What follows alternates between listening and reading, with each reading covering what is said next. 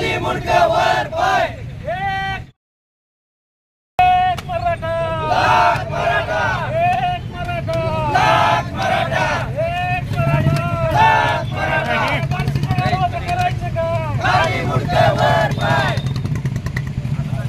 दादा तुम आगे बढ़ो, हम तुम्हारे साथ हैं, खाली मुंडकं वर पाय.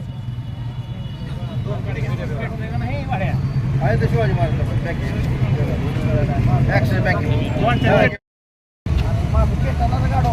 गाडो पेटा नाही गाडवा लोक कसे भेटेल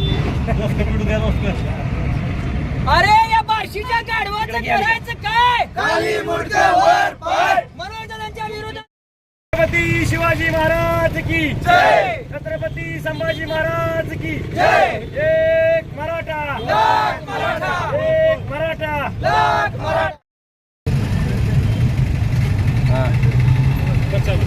आपल्या सर्वांना माहिती आहे की अण्णा शिंदे नावाचा फितूर जो संजय आपला राजेंद्र राऊतांचा जो पिल्लावळ आहे, राजेंद्र राऊतांचा कार्यकर्ता आहे, ह्यांनी दादांवरती एक स्टेटमेंट केलं किंवा दादांना त्यांनी जाब विचारला की मनोज जरांगे पाटील आमची शंका दूर करतील का.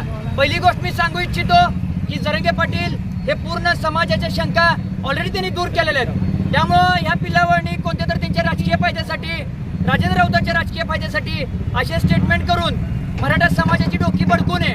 कारण ही असल्या फितुरांमुळं आतापर्यंत जे समाजाचं नुकसान होत आलंय ते नुकसान असल्या या फितुरांमुळेच झालेलं आहे.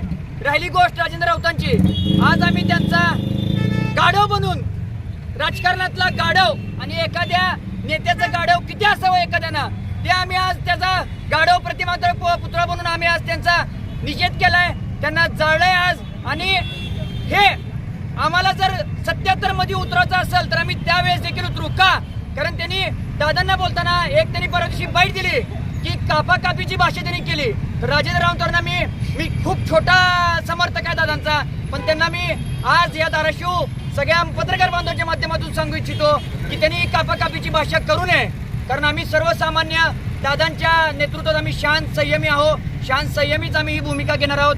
पण इथून पुढे जर तू कापाकापीची भाषा करत असशील तर आम्हाला देखील तलवारी घेऊन उतरावं लागेल. आणि इथून पुढं मी विनवणी करतो, प्रत्येक आमदार, प्रत्येक खासदार, प्रत्येक लोकप्रतिनिधीला मी विनवणी करतो की कृपा करून मनोज दादांच्या विरोधात तुम्हाला जर त्यांच्या समर्थनार्थ उतरायचं नसेल तर विनवणी करतो की तुम्ही त्यांच्या विरोधात तर तुम्ही कोणती भूमिका घेऊ नका.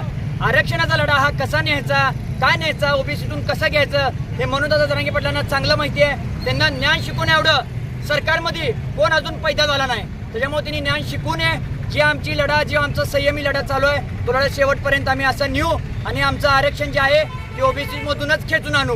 आणि सगळ्यांना अजून एकदा माझी विनवणी आहे, कळकळीची छत्रपतींच्या स्मारकाखाली मी थांबून मी अजून एकदा विनवणी करतोय की तुम्ही कृपा करून कोणीही मनोज दादांबद्दल वाईट अपशब्द कृपया कोणत्याच आमदार खासदारांनी बोलू नये, नाहीतर इथून पुढे जशा तसं उत्तर देण्यात येईल. आज काय केलं इथं? आज आम्ही अक्षरशः राजकारणातला गाढव त्याचा प्रतिमात्र पुतळा बनवून आम्ही त्याचं दहन केलं. आज राजेंद्र राऊत, आमदार राजेंद्र राऊत बार्शीचे, आमचा आणि त्यांचा दुश्मनी, आमच्या त्यांचा वैर कोणता नाही, पण जो मनोज दादांना विरोध करेल त्याचे हे हालत इथून पुढे होतील हे त्यांनी लक्षात घ्यावं.